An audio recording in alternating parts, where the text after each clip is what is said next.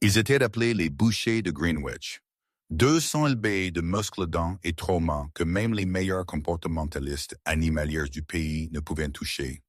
Callum Sterling, le magnat de la technologie valant 40 milliards de dollars, fut dit de les mettre à mort. Tout le monde dit qu'ils étaient des monstres. Tout le monde dit qu'ils étaient des bombes à retardement attendant de tuer. Et sur une nuit pluvieuse d'octobre, pendant le gala le plus médiatisé de l'année, la bombe finalement explosa. Invités étaient hurlants. Sécurité avait leurs armes tirées. Ça allait être un bain de sang. Mais alors une serveuse de 24 ans nommée Maria, qui avait zéro formation et main tremblante, fit la seule chose personne d'autre pensa à faire. Elle ne courut pas. Elle ne hurla pas. Elle fit un seul geste silencieux qui amena la pièce entière à un arrêt complet et changea le cours de l'histoire pour l'Empire Sterling. Ceci est l'histoire de comment elle le fit. Le domaine Sterling à Greenwich, Connecticut, ne ressemblait pas à une maison. Il ressemblait à une forteresse déguisée en ombre française. Pour Maria Brooks, ce n'était juste un autre lieu. Une autre nuit où ses pieds lancineraient dans des chaussures plates noires bon marché et une autre nuit où elle était invisible. Maria travaillait pour Gilded Palate Catering, un service haut de gamme qui servait le top 1%. Ce soir était le gala Blue Horizon, une vente aux enchères caritatives hébergée par Callum Sterling. Maria connaissait les rumeurs à propos de Sterling. Tout le monde le faisait. Il était le reclus derrière Ether Systems, un homme qui avait disparu de l'œil public 3 ans auparavant après la mort de sa femme, Geneviève. Depuis lors, la seule chose vue entrant ou quittant le domaine étaient des équipes de sécurité et des dresseurs de chiens. Gardez vos yeux baissés, plateau en haut, et restez loin de l'aile est. Le gérant de la restauration, un homme nerveux nommé M. Henderson, siffla au personnel avant qu'il ne se déploie. M. Sterling a des animaux de compagnie. Ils sont contenus, mais nous ne prenons aucun risque. Les animaux de compagnie étaient Titan et Arius. Dans la presse, ils étaient décrits comme des mélanges de Cacurso Pitbull sauvés d'un ring de combat en Europe de l'Est. La rumeur voulait qu'ils avaient mordu un chauffeur FedEx si mal l'homme avait perdu l'usage de son bras. Ils étaient la région le domaine Sterling avait des murs de 10 pieds. À 21 heures, le gala était en plein essor. Le hall principal était une mer de smoking et robes de créateurs. Maria se frayait un chemin à travers la foule avec un plateau de flûte à champagne vide, essayant de faire son chemin vers la cuisine. L'atmosphère changea en une fraction de seconde. Ça commença avec un son de clic mécanique sifflement d'un verrou hydraulique défaillant. Ça vint du couloir menant à l'aile est.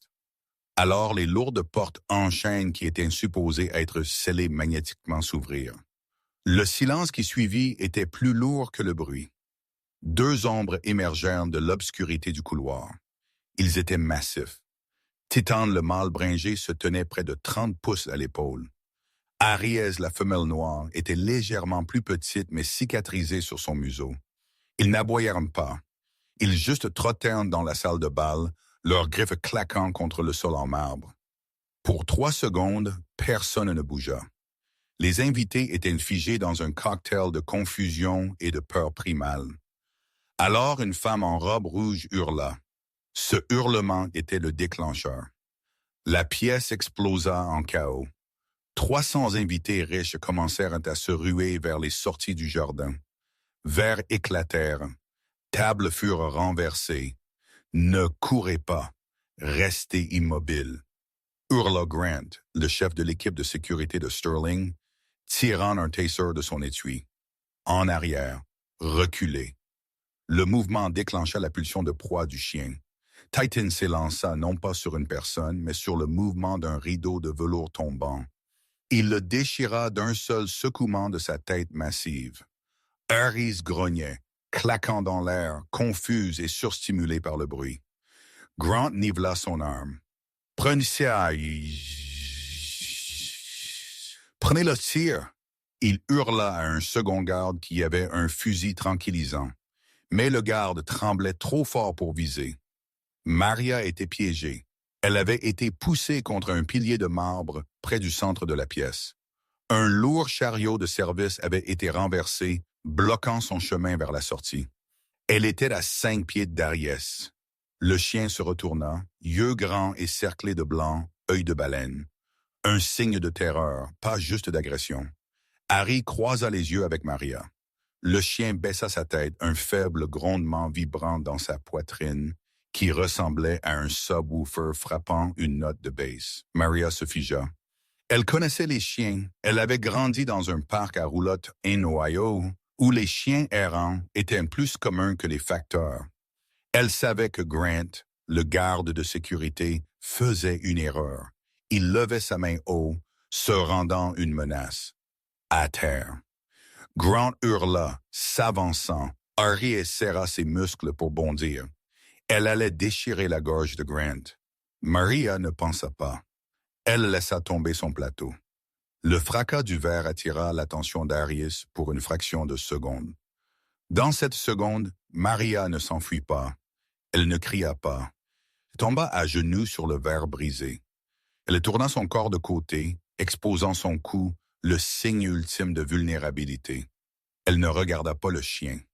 Elle regarda le sol, expira un long souffle audible, et alors elle fit le geste. Elle étendit lentement sa main, paume vers le haut, la reposant sur son genou, et recourba ses doigts vers l'intérieur, laissant seulement son index pointant légèrement vers le sol tout en clignant lentement. Ce n'était pas un commandement, c'était une question. En psychologie canine, elle disait « Je ne suis pas une menace.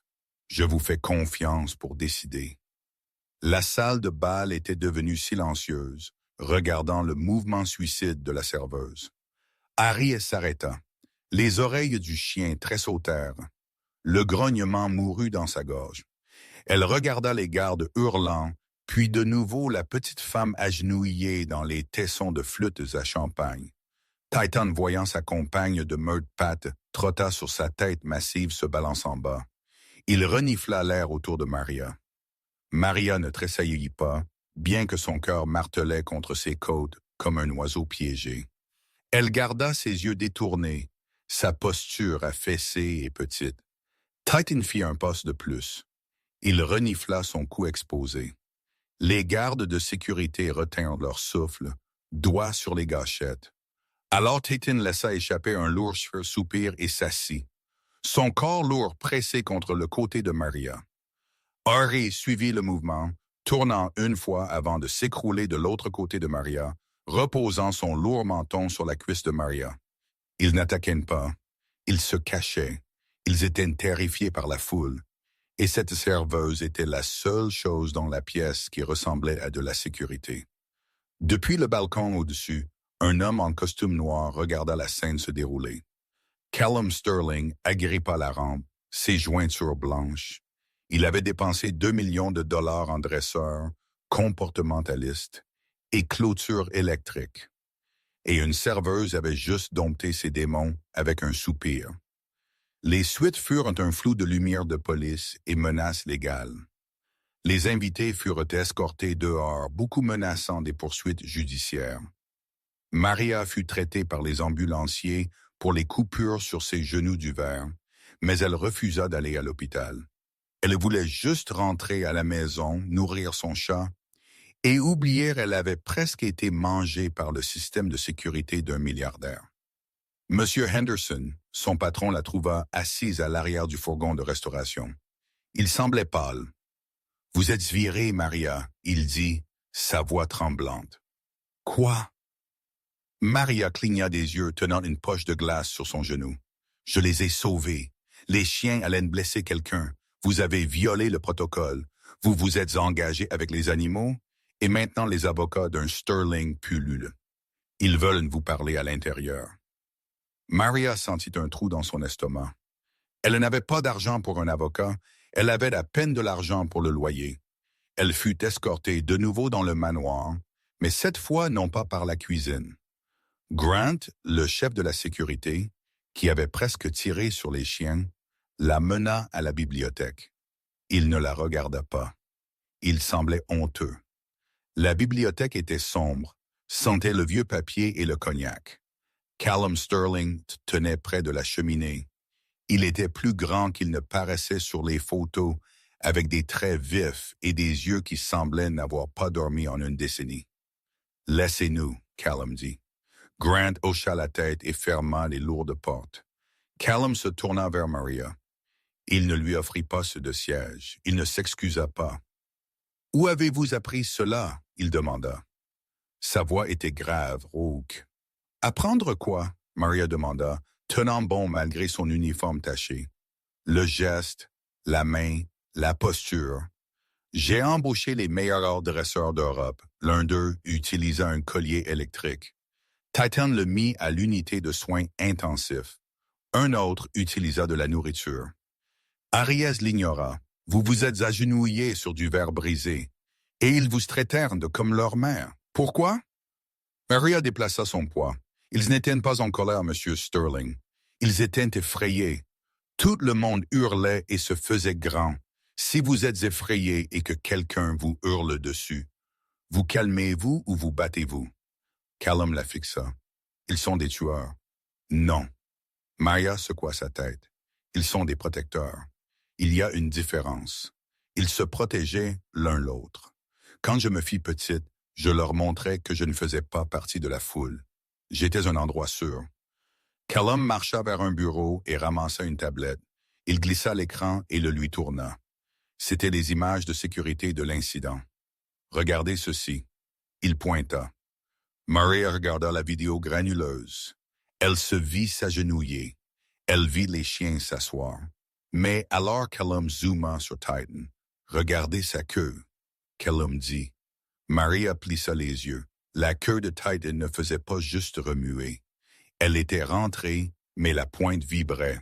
Il vous a reconnu, Callum dit doucement. Je ne l'ai jamais vu faire ça avec personne sauf ma défunte femme. La pièce devint froide. Maria connaissait les histoires. Genevieve Sterling était morte il y a 3 ans dans un accident de bateau. Les chiens avaient été sur le bateau. Ils étaient les seuls survivants. Je ne sais pas quoi vous dire, monsieur.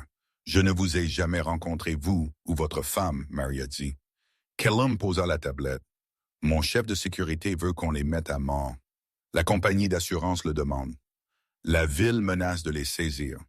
J'ai 48 heures pour prouver qu'ils peuvent être contrôlés ou ils meurent. Il atteignit dans un tiroir et sortit un chéquier. Je n'ai pas besoin d'un dresseur. J'ai besoin d'un conducteur, quelqu'un qu'ils font confiance. Je vous offre un travail. Maria rit un son sec nerveux. Je suis une serveuse. J'ai un diplôme en histoire de l'art, je n'utilise pas. Je ne suis pas une dresseuse de chiens. Je vous paierai 10 000 $ par semaine, Callum dit sèchement. Maria s'étouffa d'air. 10 000? Cela paierait les factures médicales de sa mère en 1 mois. Cela effacerait ses prêts étudiants.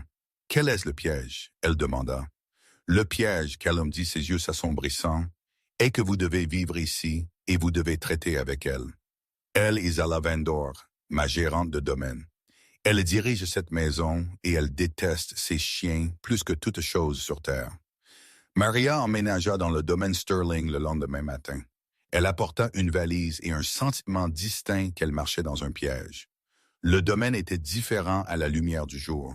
Il était beau, manucuré à la perfection, mais complètement sans âme. C'était calme, trop calme. Il fut accueilli à la porte, non pas par Callum, mais par Isala Vendort. Isala était une femme frappante dans la fin de la quarantaine, portant un tailleur Chanel qui coûtait plus que tous les revenus de la vie de Maria. Ses cheveux étaient tirés en arrière si serrés, cela semblait douloureux. « Mademoiselle Brooks » Isala dit, regardant les baskets usées de Maria avec un dégoût non dissimulé. « Soyons clairs, ceci est un arrangement temporaire. Monsieur Sterling est en deuil et s'accroche à des pailles. Vous êtes la paille. » « Enchanté aussi, Maria dit, gardant sa voix égale. Les bêtes sont dans l'enclos sécurisé au niveau du sous-sol. Vous devez les nourrir, les nettoyer et les garder silencieux. S'ils aboient, s'ils mordent, s'ils ne serait-ce que grattent les boiseries, vous êtes dehors. Comprenez-vous? Je prends les ordres de Monsieur Sterling, Maria dit. Isala s'approcha, sentant le lichère et la malice. Monsieur Sterling n'a pas quitté l'aile ouest depuis des mois. Je dirige cette maison, et je n'aime pas les errants. Elle se retourna et claqua ses talons loin sur le marbre. Maria fut menée au niveau du sous-sol par une femme de chambre sympathique nommée Rosa. « Surveille tes arrières, chérie. » Rosa chuchota. « Mademoiselle Vendor. » Elle voulait les chiens partis le jour où Madame Sterling mourut. Elle dit qu'ils sont de mauvais augure. L'enclos sécurisé était essentiellement une cellule de prison high-tech.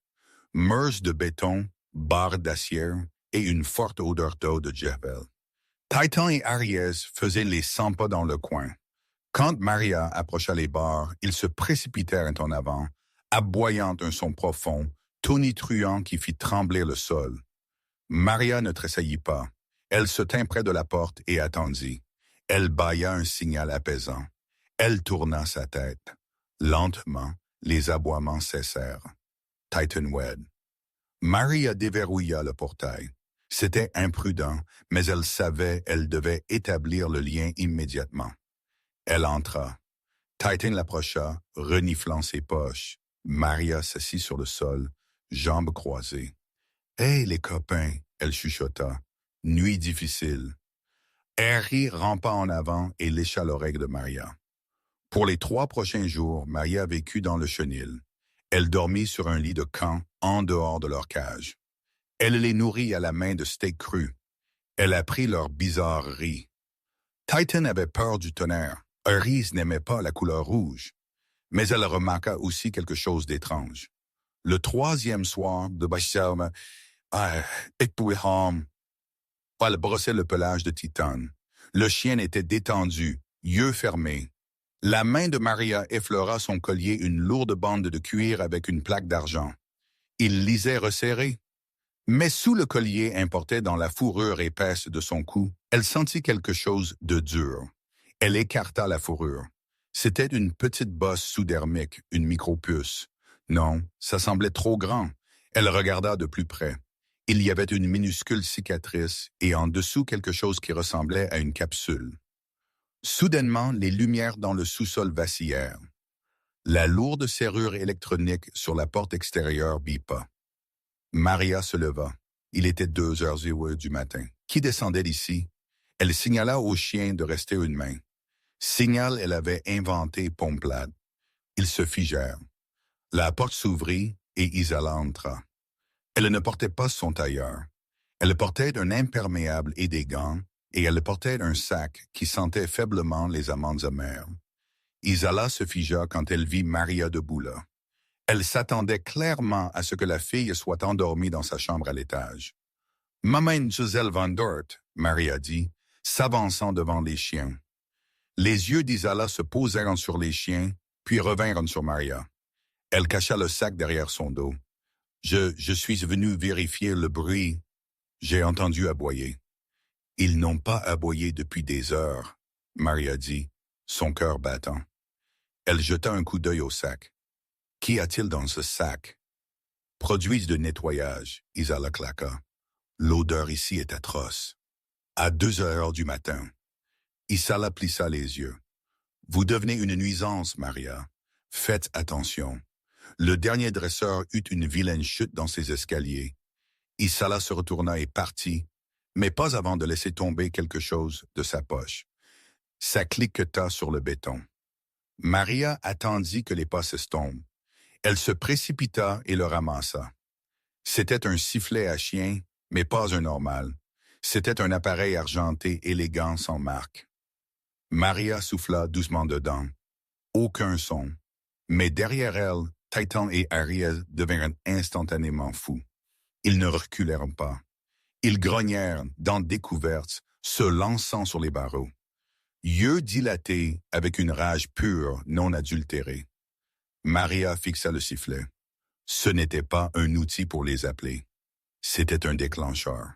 Quelqu'un n'essayait pas juste de faire tuer les chiens. Quelqu'un fabriquait activement leur agressivité, et Maria venait de réaliser que les monstres n'étaient pas ceux à 4 pattes. Le lendemain matin, Maria demanda une réunion avec Callum. Elle fut refusée par son assistant. Monsieur Sterling est en réunion du conseil via lien vidéo. Il ne peut être dérangé. Maria savait qu'elle ne pouvait attendre. Isala avait le sifflet. Elle avait essayé d'entrer dans le chenil la nuit avec un sac qui sentait des produits chimiques. Les chiens étaient en danger. Maria décida de briser les règles. Elle sortit les chiens. Venez, elle chuchota, attachant leur lourde laisse. Nous allons faire une promenade à la lumière du jour. Faire passer 2 chiens de 130 lbis à travers les couloirs de service était comme essayer de diriger un train de marchandises. Mais il l'écoutait. Il répondait à son énergie calme, assertive protectrice. Elle les mena dehors dans les vastes jardins arrière. C'était une journée d'automne fraîche. Pour la première fois depuis des mois, les chiens sentirent l'herbe sous leurs pattes. Titan roula sur son dos, donnant des coupes de pied dans l'air. Harry chassa un papillon. Ils ressemblaient à des chiots. Ils ne ressemblaient pas à des tueurs pour moi. Une voix dit. Maria se retourna. Callum se tenait sur la terrasse patio, tenant une tasse de café. Il semblait épuisé, portant un t-shirt ample et un pantalon de survêtement, un contraste frappant avec le costume du gala. Ils ne le sont pas, Maria dit, marchant les chiens vers lui. Monsieur Sterling, nous devons parler d'Isala. L'expression de Callum se durcit. Isala a été avec ma famille pendant 20 ans. Elle m'a élevé après que mes parents soient morts. Elle a un sifflet, Maria dit, tirant l'appareil argenté de sa poche. Quand je souffle ceci, ils deviennent fous. C'est une fréquence silencieuse. Ça les blesse. Ça déclenche une réponse de lutte ou fuite. Callum prit le sifflet. Il le regarda sceptiquement. Un sifflet à chien. Maria, les dresseurs, utilisent ceux-ci tout le temps. Pas ce genre. Et elle était descendue dans le chenil à 2h du matin la nuit dernière. Elle avait un sac qui sentait les amandes amères. C'est du cyanure, Monsieur Sterling. Callum serait dit. C'est une accusation sérieuse. Demandez-lui pourquoi elle était là, s'il vous plaît. Avant que Callum ne puisse répondre, un hurlement perçant déchira le jardin. Ça vint de l'allée. Au secours! Oh mon Dieu, au secours! C'était la voix d'Isala. Maria et Callum coururent vers l'avant de la maison, les chiens trottant nerveusement à côté de Maria. Quand ils tournèrent le coin, la scène était accablante. Isala était allongée sur l'allée en gravier, son bras couvert de sang. Sa blouse était déchirée. Debout au-dessus d'elle était Grant, le garde de sécurité, tenant d'une manche sanglante. Les chiens. Isala hurla, pointant Maria. Elle les a lâchés. Ils m'ont attaqué. Ils sont sortis de nulle part. Maria regarda Titan et Arias. Ils étaient à côté d'elle en laisse. Ils ne l'avaient pas quittée. C'est un mensonge. Maria cria. Ils ont été avec moi tout le temps. Menteuse. Eisler sanglota, serrant son bras. Vous les avez lancés sur moi. Je vous ai dit elle était dangereuse. Callum. Je vous ai dit elle était instable. Callum regarda le sang. Il regarda les chiens. Il regarda Maria. Grant. Callum dit, sa voix froide comme la glace. Avez-vous vu les chiens l'attaquer? Grant regarda Isala, puis Callum. Il hésita. Grant était le chef de la sécurité. Il vit tout. Grant déglutit difficilement. Je suis arrivé juste comme elle tombait, monsieur. Mais regardez la blessure. C'est une marque de morsure. Cela révéla son avant-bras. C'était en effet une plaie dentelée, vilaine, qui ressemblait à des marques de dents. Contenez les animaux. Callum chuchota. Il ne rencontrerait pas les yeux de Maria. Callum, non. Maria s'avança. Regardez leur bouche. Il n'y a pas de sang sur eux. Titan ouvre. Elle saisit le museau de Titan et le força à s'ouvrir. Ses dents étaient blanches nacrées. Pas de sang. Elle s'est fait ça à elle-même, Maria plaida. Ôtez-les de ma vue. Callum rugit, une veine bombant dans son cou. Enfermez-les dans l'enclos sécurisé. Et Maria, faites vos valises. Vous ne pouvez pas faire ça. Vous avez 1 heure. Si vous n'êtes pas hors de la propriété, je vous ferai arrêter pour négligence. Maria fut traînée par les jeunes gardes de sécurité. Alors qu'elle était tirée vers la maison, elle vit Isala être aidée à se relever. Isala regarda par-dessus son épaule Maria. Elle arrêta de pleurer instantanément. Un petit sourire froid toucha ses lèvres. Elle fit un clin d'œil. Maria s'assit sur le bord de la couette en soie dans la chambre d'amis, sa valise ouverte. Ses mains tremblaient si fort elle ne pouvait la fermer. Elle ne tremblait plus de peur. Elle tremblait d'une rage blanche et brûlante qu'elle n'avait jamais ressentie auparavant. Elle avait été pauvre toute sa vie. Elle avait été ignorée, mal payée et rabaissée, mais elle n'avait jamais été piégée. Pense, Maria. Pense. Elle ferma les yeux et rejoint la scène dans le jardin. Isala hurlant, le sang sur son bras, les chiens debout là confus, pas de sang sur leur bouche. Et alors un souvenir éclaira dans son esprit la nuit avant dans le chenil. Elle avait senti la bosse sur le cou de Titan. Elle avait supposé que c'était une micropuce ou un kyste. Mais quand elle l'avait touché, Titan n'avait pas tressailli comme si c'était sensible. Ça semblait dur, distinct. Et Isala. Pourquoi la gérante du domaine rôdait-elle dans le chenil à 2 heures du matin avec un sac de produits chimiques? Elle ne nettoyait pas. Elle préparait. Il y eut un coup à la porte. 5 minutes, missile. Brooks. La voix de Grant vint à travers le bois. La voiture attend. Maria se leva. Elle marcha vers la porte et l'ouvrit. Grant se tenait là, son visage sombre. C'était un grand homme, ex-militaire, avec une cicatrice traversant son sourcil. Il ressemblait à un homme qui suivait les ordres, mais à ce moment, il semblait malade à l'estomac. « Grant, » Maria dit, sa voix basse, « vous savez qu'elle ment. » Grant serra sa mâchoire. « Ce n'est pas ma place, mademoiselle. Vous avez vu les chiens. Vous êtes un expert en sécurité. Si un Cane Corso de 130 lb attaque une femme, laisse-t-il une égratignure ou enlève-t-il le bras? » Grant regarda ses bottes, la blessure. Ça semblait traîner, dentelé, comme une déchirure, pas une perforation. Comme un râteau de jardin, Maria pressa. Où cette bordureuse dentelée que j'ai vu l'équipe d'aménagement paysager utiliser hier? Les yeux de Grant se levèrent vers les siens. La réalisation le frappa. Il avait vu Isala près de l'abri à outils ce matin-là. Monsieur Sterling a pris sa décision, Grant dit, mais sa voix manquait de conviction. Un contrôle animalier est en route. Ils les mettent à mort ce soir sur place. Raison de responsabilité ce soir. Maria allaita. Je pensais avoir 48 heures. Isala a avancé le calendrier. Elle a dit les chiens sont des menaces actives maintenant. Maria saisit l'avant-bras de Grant. C'était un geste audacieux. Grant, ses chiens sont la dernière chose Callum a de sa femme. Si Isala les tue, elle détruit le dernier morceau de son cœur. Et vous savez au fond que Isala les déteste parce qu'ils la connaissent. Ce sont des chiens. Maria, ils ne connaissent pas les gens. Ils connaissent l'intention. Maria chuchota. Il y a quelque chose sur le collier de Titan sous la fourrure. Je l'ai senti. Je pense, c'est pourquoi Asala veut qu'ils soient morts. Elle n'a pas peur de leurs dents. Elle a peur de ce qu'ils portent. Grant hésita. Il regarda le couloir vers le bureau de Callum, puis de nouveau la serveuse désespérée. Il retira son oreillette. Les caméras dans le chenil bouclent toutes les 10 minutes. Grant murmura, bougeant à peine ses lèvres. Je peux désactiver le flux pour 20, mais si M. Sterling nous attrape, je perds ma pension, et vous allez en prison pour intrusion. Je ne me soucie pas de la prison, Maria dit, attrapant son manteau. Je me soucie de la vérité. Grant hocha la tête une fois. Suivez-moi. Prenez les escaliers de service.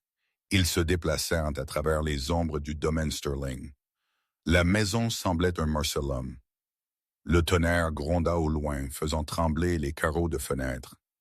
Quand ils atteignirent la porte du sous-sol, Grant passa sa carte clé. 20 minutes. Si j'entends l'ascenseur, je vous enferme et j'appelle les flics. Je dois faire en sorte que cela ressemble à une effraction. D'accord, Maria dit. Elle se glissa dans l'obscurité du chenil. L'odeur d'eau de Javel était plus forte maintenant. Resserrée, Aries, elle chuchota. Un vin faible, lui répondit. Les chiens étaient blottis dans le coin arrière de leur enclos. Ils sentirent la fin arriver. Il savait l'énergie de la maison avait basculé vers la mort. Maria ne perdit pas d'un teint en amabilité. Elle déverrouilla la cage et s'agenouilla à côté de Titan. « Je sais, garçon. Je sais. » Elle apaisa, courant ses mains profondément dans le rugueux de son cou. « Où est-il? » Elle tâtonna autour du lourd collier en cuir. C'était du vieux cuir usé cousu avec du fil épais. Là, à l'intérieur du collier contre la gorge, caché par la fourrure emmêlée qu'elle avait essayé de brosser plus tôt. Ce n'était pas une bosse dans la peau, c'était cousu dans la doublure du collier. Maria tira un petit couteau de poche de son jean, son cutter de son tablier de serveuse, elle n'avait pas encore déballé. Restée immobile, elle respira. Elle trancha les pointes de suture. Titan ne bougea pas. Il reposa son menton sur son épaule, sa respiration lourde. Maria sépara le cuir. Quelque chose de petit et argenté tomba dans sa paume. C'était une carte micro SD enveloppée de plastique. « Qu'avez-vous là? » La voix ne vint pas de Grant. Maria se figea. Le sang se vida de son visage. Elle se retourna lentement. Isala Van Dort se tenait dans l'embrasure ouverte du chenil. Elle ne portait plus ses bandages. Dans sa main droite, elle tenait le sifflet haute fréquence. Dans sa main gauche, elle tenait un pistolet silencieux. « Vous êtes vraiment une petite errante persistante, » Isala dit, sa voix résonnant sur les murs de béton. « Donnez-le-moi, » Isala commanda, entrant dans la pièce. Elle ferma la lourde porte en acier derrière elle d'un coup de pied. La serrure s'engagea avec un bruit sourd. Maria serra la carte SD dans son poing. Elle se leva, mettant son corps entre Isala et les chiens. Titan et Darius commencèrent à grogner. Un son si profond, il vibra dans la poitrine de Maria. « Qu'y a-t-il sur cette carte ?» Isala Maria demanda, jouant pour gagner du temps. « Pourquoi avez-vous si peur de deux chiens? »« Je n'ai pas peur des chiens, » Isala cracha, visant le pistolet sur la poitrine de Titan. « J'ai peur de ce que cette Geneviève a laissé derrière. » Elle était toujours si paranoïaque, enregistrant tout. Elle savait je déplaçais de l'argent des comptes de la charité. Elle savait j'ai coupé la conduite de frein sur le bateau. Le souffle de Maria se coupa. « Vous l'avez tué. C'était supposé être un accident. » Isla hurla, son sang-froid se fissurant. Callum était supposé être sur ce bateau aussi. J'allais hériter de la fiducie en tant qu'exécuteur, mais il resta derrière pour une réunion. Et ces chiens maudits, ils traînèrent son corps au rivage. Ils survécurent. Et Titan, il me vit sur le quai cette nuit-là. Il me vit les regarder se noyer. Is leva le sifflet à ses lèvres. « Je vais souffler ceci, » elle dit calmement. « Ils vont entrer en frénésie. Ils vont vous déchirer. Et quand la police arrivera, je dirai, vous avez fait effraction et ils se sont retournés contre vous. Je les tirerai pour vous sauver. Mais hélas, je serai trop tard. Callum saura. » Maria dit, sa voix tremblante. « Callum est un homme brisé. Il croit ce que je lui dis. » Isala souffla le sifflet. Il ne fit aucun son aux oreilles humaines, mais l'effet sur les chiens fut instantané.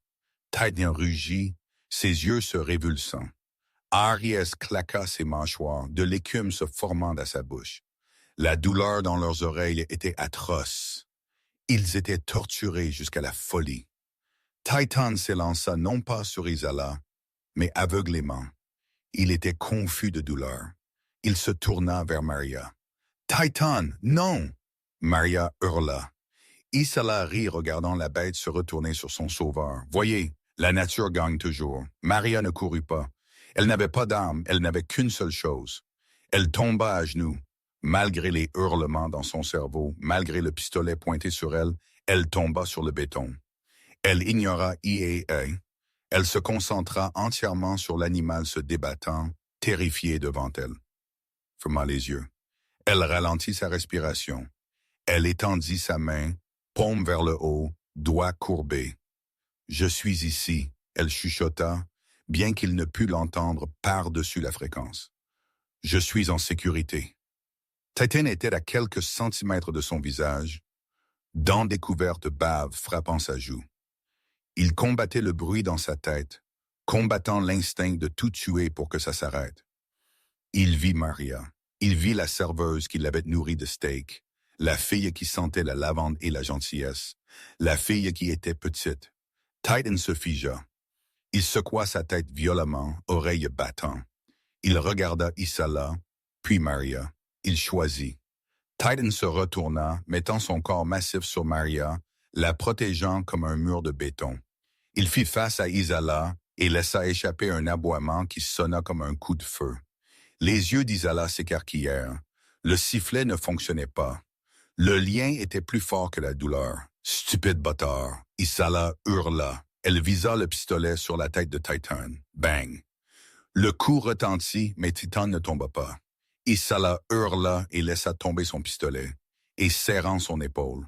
Le sang fleurit sur son imperméable blanc. La porte du chenil s'ouvrit en grand. Callum Sterling se tenait là, un fusil de chasse fumant dans ses mains. À côté de lui était Grant, tenant une tablette qui affichait le flux en direct de la caméra de sécurité du chenil. « Éloignez-vous d'eux, » Callum dit. Sa voix était terriblement calme. C'était la voix d'un homme qui venait de se réveiller d'un cauchemar de 3 ans. Isala tomba à genoux, agrippant son épaule. « Callum, elle a fait effraction. Elle était armée. Je me défendais. Je vous ai entendu. » Isala, Callum dit, entrant dans la pièce. Il ne la regarda pas. Il marcha droit vers Maria. Grant pirata l'audio. « J'ai entendu chaque mot.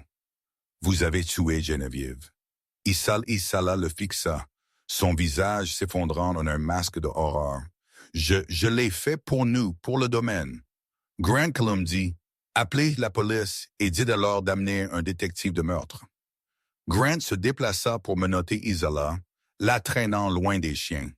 Callum laissa tomber le fusil et tomba à genoux à côté de Maria. Maria était toujours recroquevillée sur le sol, tremblant ses bras enlacés autour du cou de Titan. Titan léchait les larmes de son visage, gémissant doucement. « Maria !»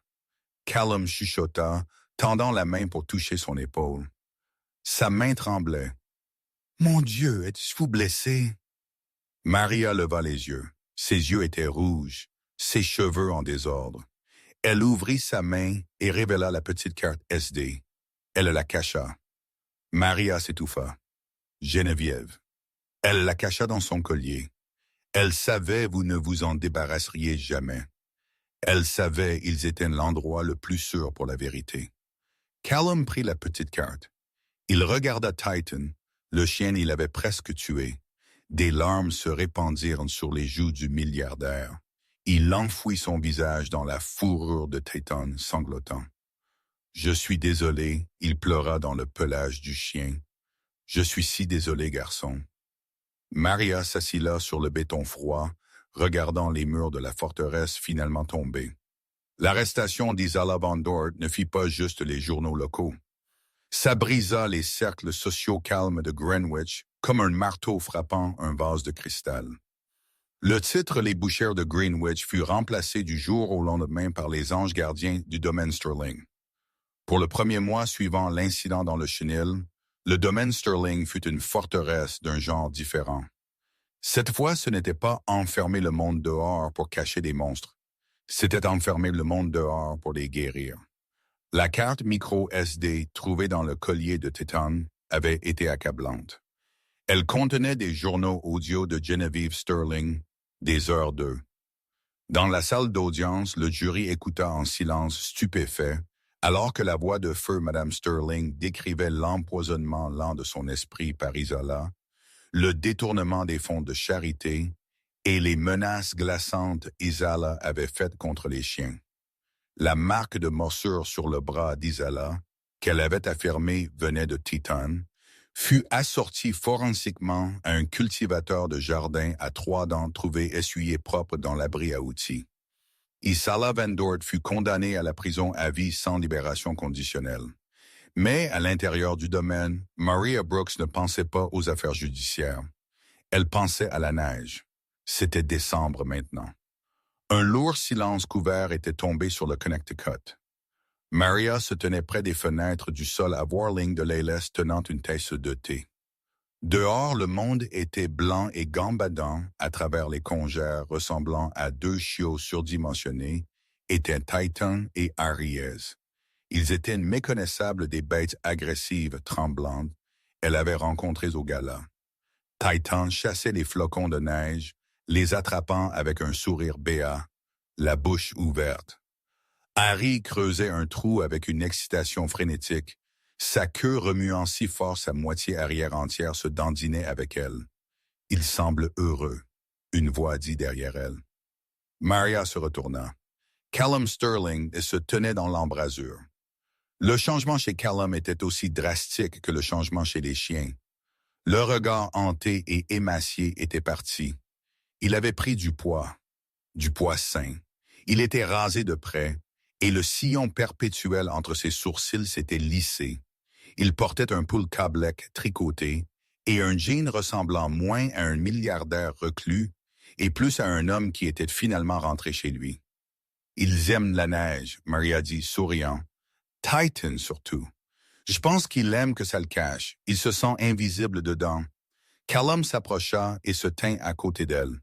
Il ne regarda pas par la fenêtre, il regarda son reflet dans le verre. « Et vous ?» il demanda doucement. « Êtes-vous heureuse, Maria ?» La question pendait dans l'air, lourde et compliquée. Maria resserra sa prise sur la tasse. « J'aime travailler avec eux, Callum. Vous savez que Titan me fait entièrement confiance maintenant. Nous l'avons même fait tolérer le facteur. Je n'ai pas demandé à propos du travail. » Callum corrigea doucement. « J'ai demandé à propos de vous. » Maria baissa les yeux. La vérité était, elle était plus heureuse qu'elle n'avait jamais été dans sa vie. Mais elle était aussi terrifiée. L'affaire judiciaire était terminée. Les chiens étaient réhabilités. Techniquement, son travail était fait. C'était une serveuse de l'Ohio qui avait trébuché dans un conte de fées, et elle savait que les contes de fées avaient habituellement un moment où l'horloge sonnait minuit. « Je suis heureuse », elle chuchota. « Bien », Callum dit. Il hésita, puis tira une lourde enveloppe de couleur crème de sa poche. « Parce que nous avons un test final. » Marie a pris l'enveloppe. Elle était gaufrée de feuilles d'or, le bal de charité de Noël annuel de Sterling. Marie a senti son estomac tomber. Un autre gala, c'est la tradition. Callum dit, sa voix se serrant légèrement. Isala l'a annulé les 3 dernières années. Elle voulait la maison sombre. Mais le conseil, les investisseurs, ils veulent voir que je suis de retour. Ils veulent voir que la compagnie est stable. Il regarda les chiens et ils veulent voir les chiens. La presse les appelle des héros maintenant. Les gens veulent les rencontrer. Maria sentit une sueur froide piquer son cou. Callum, c'est dangereux. Ils ont fait un long chemin. Mais une foule de 300 personnes, musique forte, verres à champagne qui se cassent. Je sais. Callum se tourna vers elle, ses yeux bleus intenses. C'est pourquoi je n'embauche pas de sécurité pour les gérer. Je n'embauche pas un dresseur. Je vous fais confiance. Moi, vous êtes la seule qui le regarde quand le monde devient bruyant. Maria, si vous dites qu'ils sont prêts, nous le faisons. Si vous dites non, j'annule l'événement. Je ne me soucie pas du conseil. Je me soucie de ce que vous pensez. Maria regarda de nouveau par la fenêtre. Titan avait arrêté de jouer et regardait la maison, la fixant directement, sa tête penchée. C'était comme s'il pouvait entendre son rythme cardiaque à travers le verre. « Nous le faisons », Maria dit, sa voix tremblante, mais déterminée. « Mais nous le faisons à ma manière. » La nuit du bal de Noël arriva avec une rafale de neige poudreuse de diamants et un défilé de limousines. La grande salle de bal, la même pièce qui avait été une scène de terreur et de verre brisé des mois auparavant, fut transformée. C'était un pays des merveilles de branches d'argent, de roses blanches et d'éclairage ambré doux. Mais la plus grande différence était l'énergie. Les invités ne chuchotaient pas à propos du reclus fou et de ses bêtes. Ils bourdonnaient d'anticipation. Dans les quartiers du personnel, Maria hyperventilait. Elle atteignit pour son uniforme, le pantalon noir et la chemise blanche boutonnée qu'elle avait portée tous les jours. « Que faites-vous? Rosa, la gouvernante, arracha le cintre de la main de Maria. Je m'habille, Maria dit. Je dois être prête à gérer les chiens. Monsieur Sterling a donné des instructions strictes, Rosa dit, une lueur malicieuse dans son œil. Elle pointa un sac à vêtements suspendu au dos de la porte. Les dresseurs ne portent pas de polyester, chérie. Maria dézippa le sac.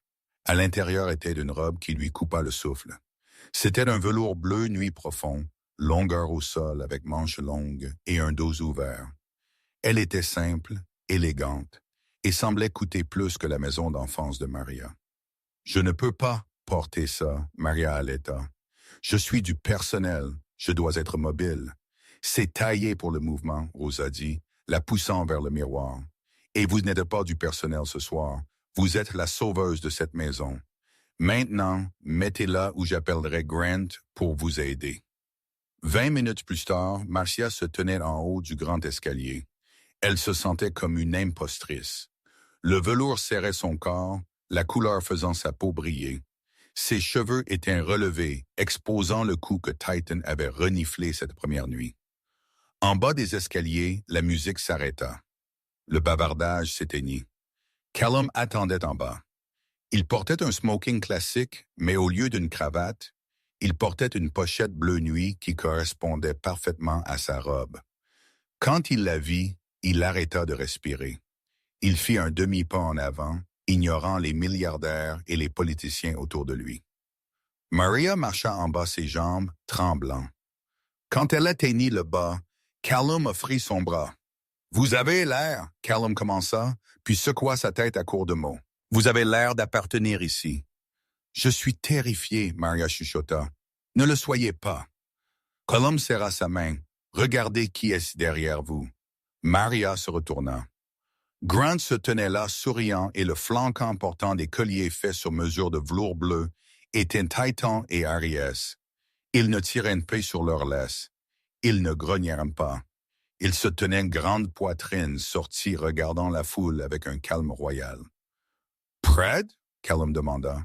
« Prête? » Maria hocha la tête. Elle fit un petit claquement avec sa langue. Les oreilles de Titan se dressèrent. Elle tendit sa main, paume vers le haut, doigt courbé le geste.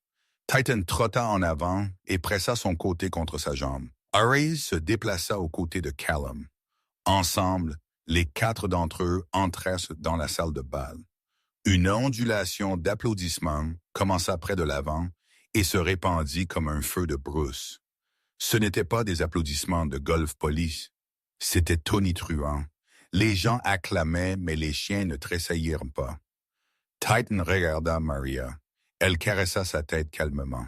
« Bon garçon, restez avec moi. » Monsieur Henderson, le gérant de la restauration qui avait viré Maria des mois auparavant, se tenait près du buffet avec un plateau d'hors-d'œuvre. Alors que Maria passait, flanquant le milliardaire Henderson, laissa tomber un chou au crabe. Sa mâchoire était pratiquement sur le sol. Maria attira son regard. Elle ne fusilla pas du regard. Elle fit juste un clin d'œil. La nuit fut un flou de présentation. Les gens voulaient caresser des chiens. Maria leur montra comment sous le menton, pas de mouvement brusque.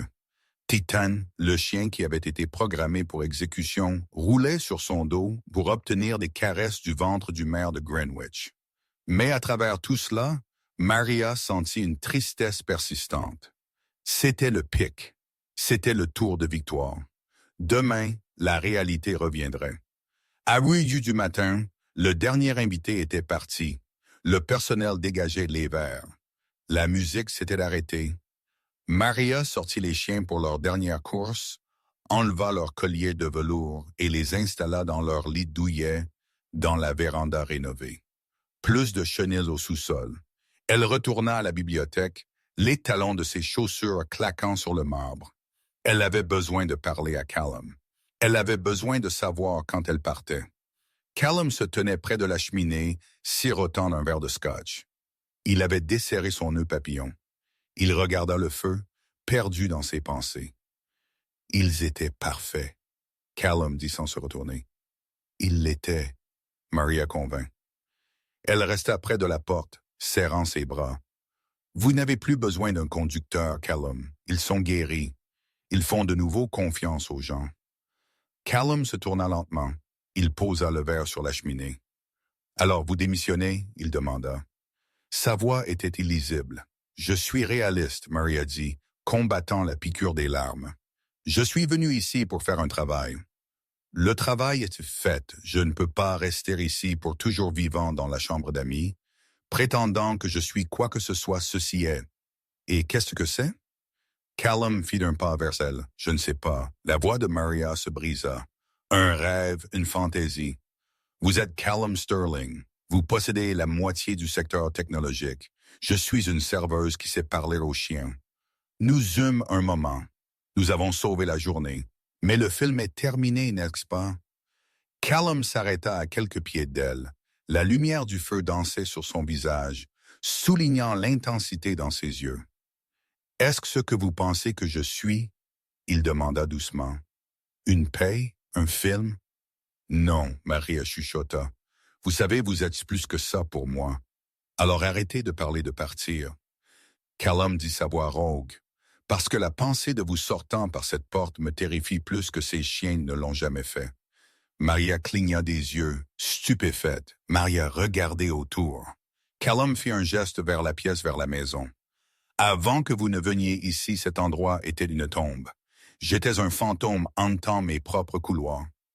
Je n'avais pas parlé à une âme vivante à propos de Geneviève en 3 ans.